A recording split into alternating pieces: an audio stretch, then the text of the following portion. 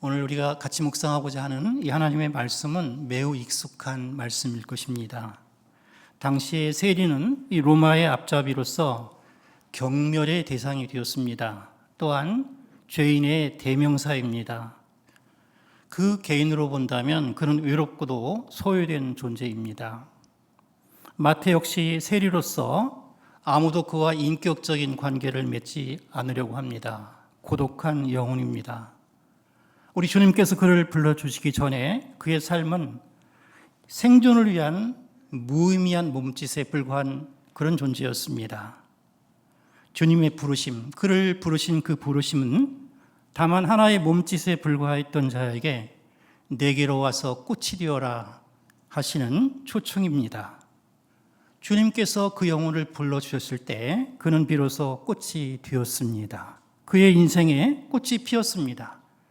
그저 아무렇지도 않게 잊혀져 버릴 그런 존재가 아니라 영원히 기억되고 세대와 세대를 넘어서 기억될 그런 눈짓이 되었습니다. 이 마태복음이라고 하는 책은 그저 단순한 기록물이 아닙니다. 용서받고 그리고 꽃이 된 그 한 영혼이 바치는 감사와 눈물의 기록이 되겠습니다. 로마를 위해서 돈을 세던 그의 손이 인류 구원의 복음을 기록하는 거룩한 손이 되었습니다. 오늘 본문을 통해서 이 책의 저자는 자신을 부르신 그 부르심의 순간에 대한 감동을 우리에게 전해주기를 원합니다. 그를 부르신 예수님께서는 어떤 분이십니까? 첫 번째로 우리 주님은 죄인을 부르십니다. 마태의 본래 이름은 레위였습니다. 레위라고 하는 말의 뜻은 연합하다, 달라붙다라는 뜻이 있습니다. 아마 그의 부모는 그가 하나님께 연합하고 그리고 그의 동족들과 연합한 그런 복된 삶을 살기를 원해서 이런 이름을 붙여줬을 것입니다. 그런데 그에게 무슨 일이 있었습니까? 하나님을 떠나고 동족과 연합하지 못하고 그는 고독하게 세관에 앉아있는 모습이 소개되고 있습니다. 마태가 이르던 이 가버나움이라고 하는 지방은 예수님 사역의 중심지였습니다.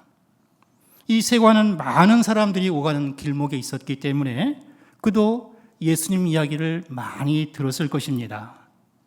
찾는 사람이 없고 또 따뜻하게 말을 걸어주는 사람도 없는 그에게 아주 놀라운 일이 벌어졌습니다. 그날 세관에서 돈이나 세고 그리고 그것을 장부에 기록하고 있던 그에게 우리 주님께서 다가오신 것입니다. 9절은 마태라 하는 사람이 세관에 앉아 있는 것을 보시고 라고 기록하고 있습니다. 여기에 이 보시고라고 하는 말씀은 그저 의미 없이 지나가다가 잠깐 본 그런 의미가 아닙니다. 이 말씀은 주목하여 응시한다라고 하는 뜻을 가지고 있습니다. 그의 눈에는 연민의 정이 가득 담겨져 있습니다. 그 사랑의 눈을 가지신 분께서 말씀하십니다. 나를 따르라. 나를 따르라. 너는 하나님께 버려진 존재가 아니다. 너는 사랑받기 위해 태어난 존재다. 내가 너를 택하였다. 우리 주님은 이렇게 말씀하시는 것입니다. 나를 따르라. 그리고 그가 일어나 따르니라. 이렇게 기록되어 있는 이 말은 바로 여기에 사용된 그 헬라어 단어들에는 훗날 예수님의 부활을 설명할 때 동일하게 사용되는 말씀입니다. 예수님께서는 단지 병을 고치고 또 직업을 바꾸어 주신 것이 아니라 바로 죽을 인생을 새 생명으로 부활시켜 주시는 것입니다. 주님 말씀에는 잠든 영혼을 깨우고 또 자리를 박차고 일어나게 하는 권위가 있었습니다. 이 거부할 수 없는 하나님의 은혜가 그를 그 자리에서 일어나게 만들었습니다. 그런 주님 말씀에 순종해서 주님을 따라 나서기로 결단했습니다. 세상이 줄 수 없고 또 세상이 알 수도 없는 그 하나님의 은혜, 놀라운 것들을 얻게 되었습니다. 짐 엘리엇이라고 하는 선교사가 있습니다. 그분이 아주 유명한 말을 남겼습니다. 영원한 것을 얻기 위해 영원하지 않은 것을 버리는 자는 결코 바보가 아니다. 마태복음 13장에만 나오는 비유가 있습니다. 다른 복음서에는 찾아볼 수 없습니다. 13장 44절에 천국은 마치 밭에 감추인 보화와 같다. 사람이 이를 발견한 후 숨겨두고 기뻐하며 돌아가서 자기의 소유를 다 팔아 그 밭을 사느니라. 마태는 바로 이 보화를 발견한 것입니다. 마태는 아주 주님의 말씀을 귀를 쫑긋하고 들었던 것 같습니다. 그래서 다른 복음서에 기록되어 있지 않지만 이 말씀을 들을 때에 내가 주님을 만난 것, 천국을 소유하게 된 것, 이것이야말로 밭에 이 감춰져 있는 그 보화라고 하는 것을 깨닫게 된 것입니다. 그래서 자기 소유를 다 팔아서 이 보화를 산 사람입니다. 그는 떠났지만 전 세계의 수십억 명이 이 복음에서 감추인 보화를 발견하고 있습니다. 가장 세속적인 기술도 주님의 손에 들려질 때 가장 거룩한 도구로 변하는 것을 알게 됩니다. 그는 영원하지 않은 것, 순간적인 것들을 다 버리고 그 대신에 무엇을 얻었습니까? 영원한 것을 얻게 되었습니다. 그의 세관이라고 한 직장이 황금알을 낳는 그런 이 오리와 같은 것이었을지는 모르겠습니다. 그러나 그것을 버렸습니다. 그것을 버린 것이 바보입니까? 마태는 자신의 이야기를 소개하면서 바로 직전에 중풍병자 이야기를 하고 있습니다. 중풍병자 얘기를 하면서 그 이야기에 붙여서 자기 이야기를 하고 있는 것입니다. 그는 왜 이 두 이야기를 붙여놓고 있을까요? 그가 말하고 있는 것입니다. 나는 바로 저 중풍병자와 같은 사람이었다.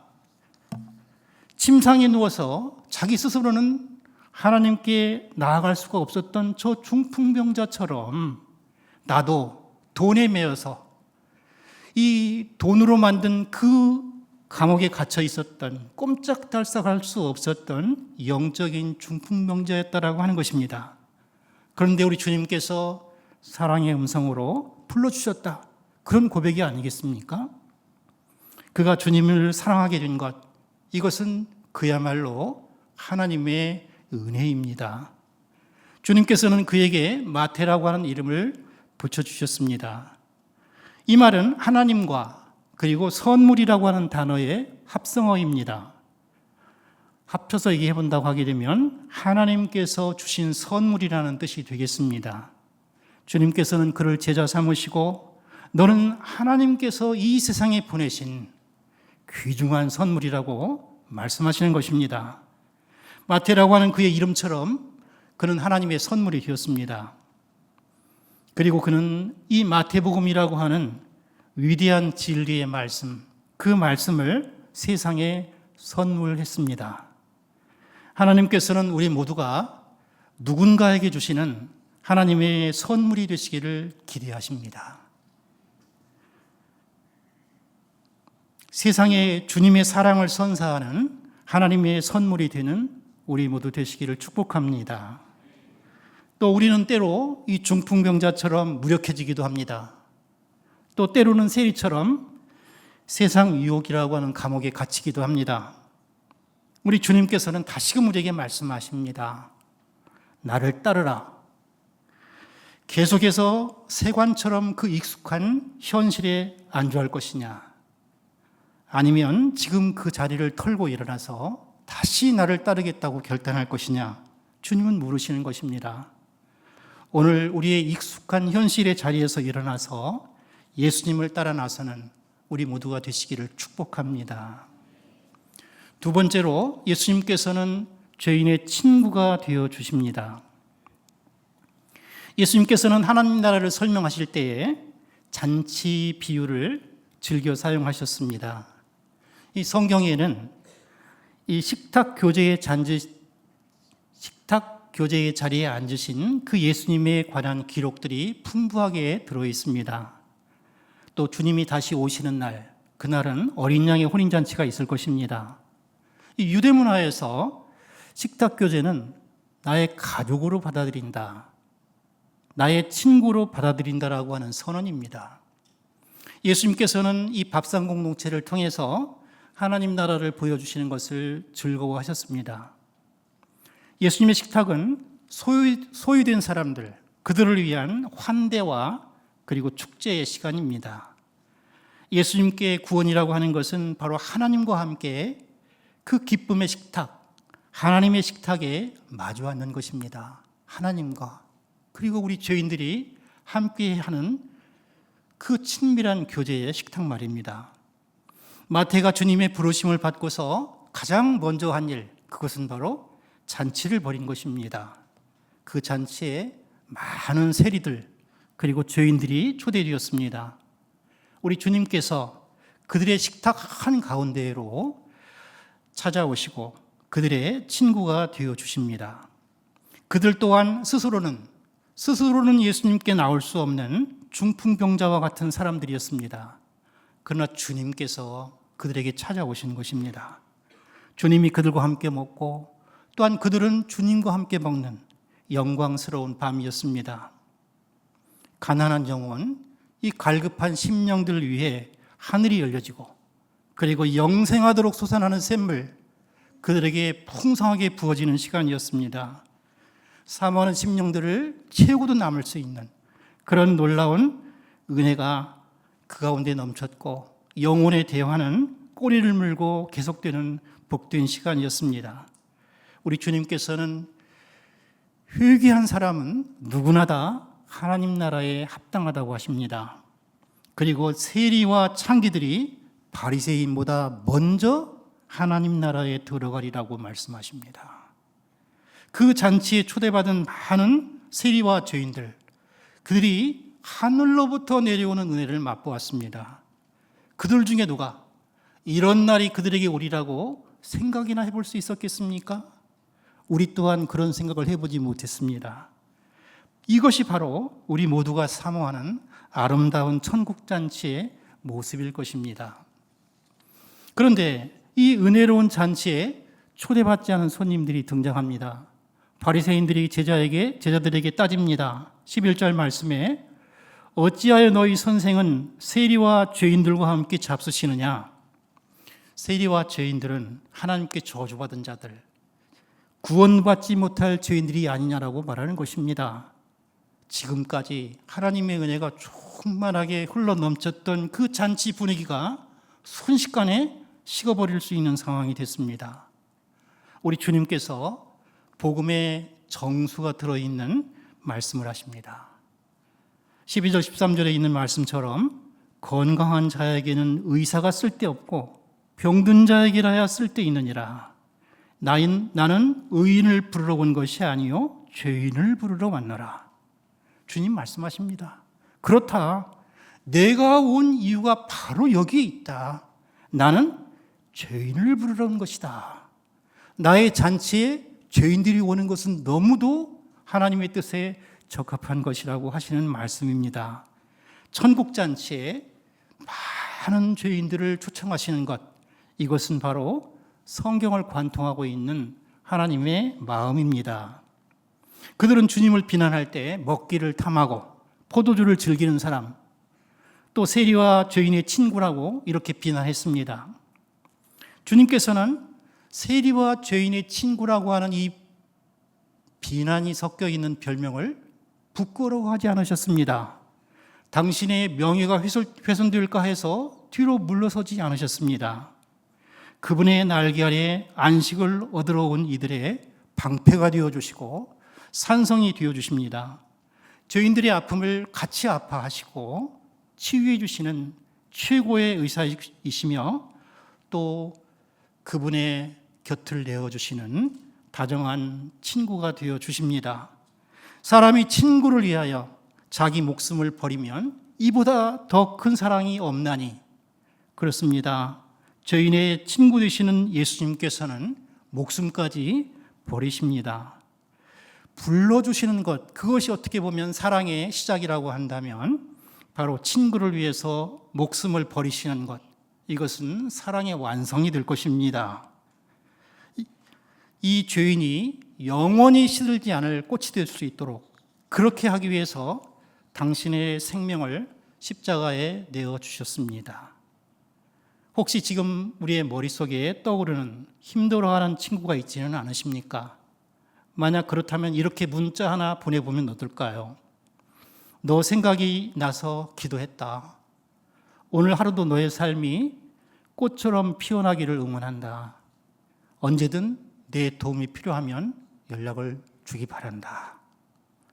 아마도 마태는 예수님께서 세리와 죄인의 친구라고 하는 이 부분을 기록할 때에 그날의 그 감동, 그 감동을 주체할 수가 없어서 잠깐 펜을 내려놓고 어쩌면 눈물을 훔쳤을지도 모르겠습니다. 그 단어 속에는 바로 자기 자신이 포함되어 있기 때문입니다. 그렇습니다. 그분은 다른 누구도 아닌 바로 나와 같은 세리, 나와 같은 죄인을 위해서 이 땅에 오셨고 또한 나와 같은 죄인의 친구가 되어주셨다. 뿐만 아니라 나와 같은 죄인을 위해서 죽으신 분이시다. 주님은 바로 그런 분이십니다. 이것이 바로 은혜입니다. 그래서 성도들은 Amazing Grace를 노래하는 것입니다. 그의 기도가 이것이 아니었겠습니까? 옛 시인의 기도처럼 이 죄인이 무엇이기에 주께서 저를 생각하시나이까? 이 죄인이 무엇이간데 주께서 저를 돌보아 주십니까? 예수님께서는 요한복음 17장에 작별의 날을 앞두고 대제사장적인 기도를 드립니다. 주님께서는 아버지께 기도할 때 이 제자들을 이 험악한 세상 가운데에서 데려가시기를 위해서 기도한 것이 아닙니다.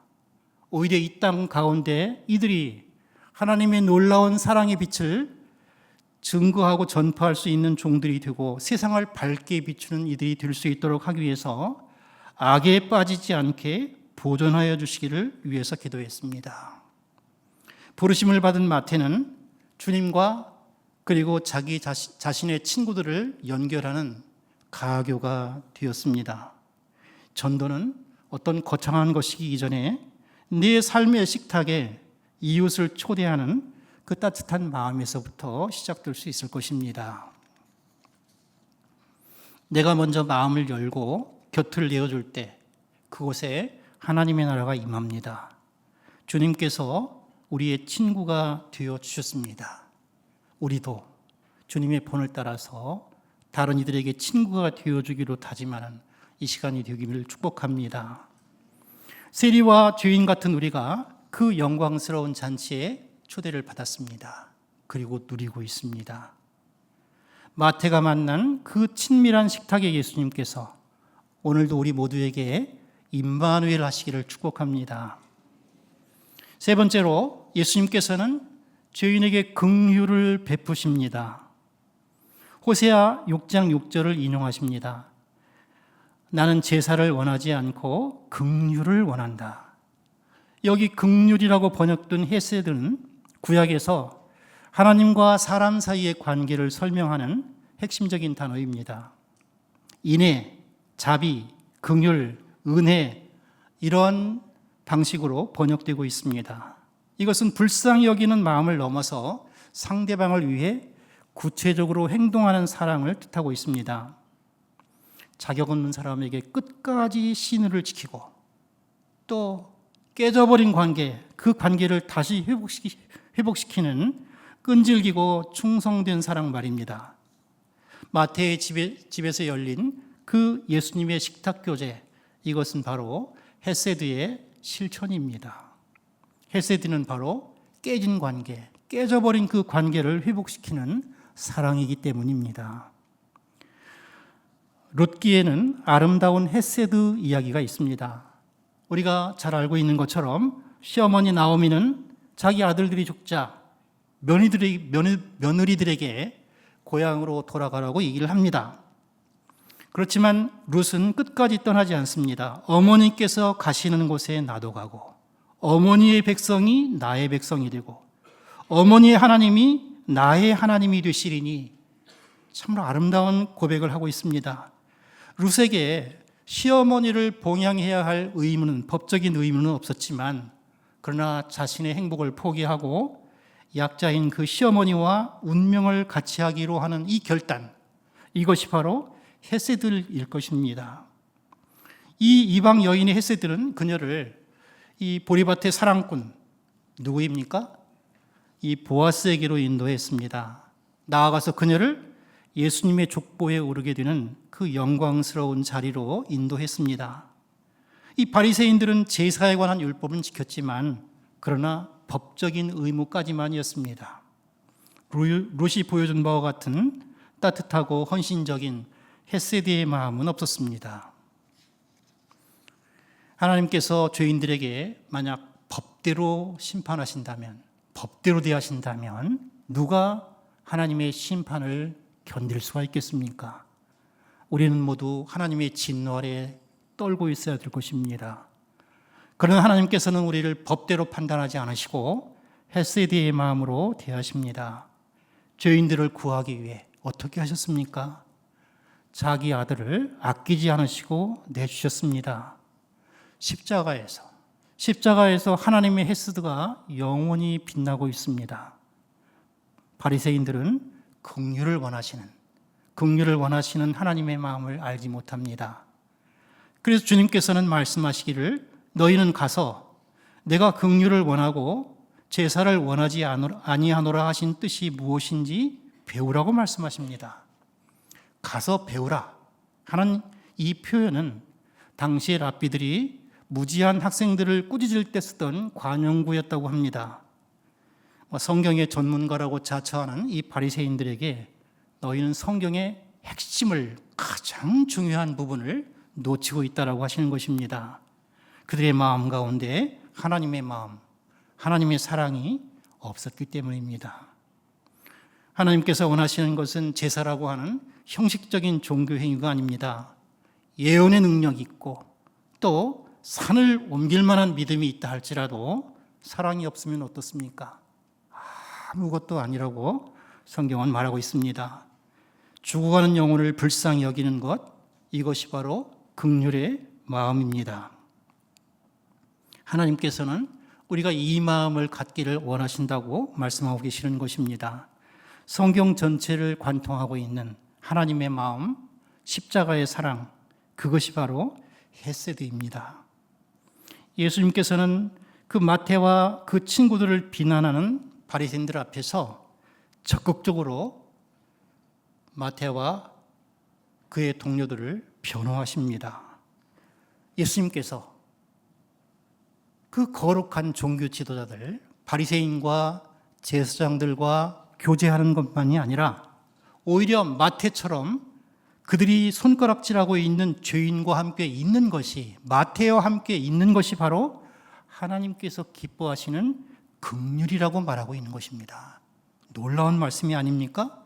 우리 주님께서 이 땅에 오신 이유, 그것은 바로 마태와 같은 죄인, 바로 우리와 같은 죄인들과 함께 있으시기 위함이라는 것입니다.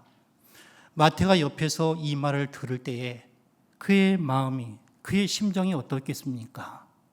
사람은 그를 버릴지라도, 사람은 그에게 손가락질할지라도 하나님은 그를 버리지 않으신다라고 하는 것을 그는 뼛속 깊이 깨닫게 되었을 것입니다. 그의 마음에 하나님의 사랑이 부은 바 되었습니다. 그 사랑이 뼈에 사무치도록 그의 마음 깊이 파고들었습니다.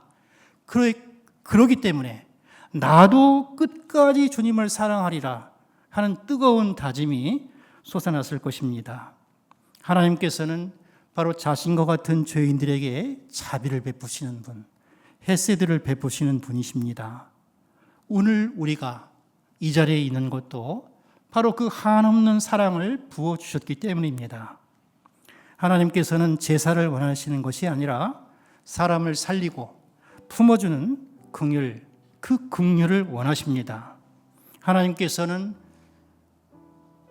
저와 여러분과 같은 죄인을 구원하기 위해서 당신의 아들을 아끼지 않으셨습니다. 긍휼이 넘쳐 흐르는 우리 주님처럼 긍휼이 넘쳐 흐르는 우리 모두가 되시기를 축복합니다. 마태복음 1장에서 아기 예수의 이름을 임마누엘이라 하리라 이렇게 말씀했습니다. 또한 장차 우리가 공부하게 될 마태복음 마지막 장에서는 부활하신 예수님께서 약속하실 때에 내가 너희와 항상 함께 있으리라고 이렇게 약속을 하십니다. 예수님의 시작부터 임마누엘의 하나님께서 이제 제자들과 작별하는 그 마지막 순간에도 내가 항상 너희와 함께 있으리라고 약속하시는 것입니다. 결국 마태가 평생을 통해서 자기 자신이 기록한 그 마태복음의 말씀을 통해서 증거하고 싶었던 예수님에 관한 증거가 무엇입니까? 그것은 우리 주님께서 우리 곁을 결코 떠나지 않을 것이다.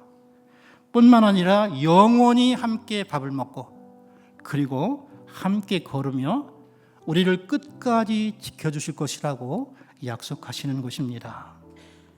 마태가 만난 그 따뜻한 식탁의 예수님, 그 예수님께서 오늘 우리의 삶의 자리에도 항상 임마누엘로 함께 하시기를 축복합니다.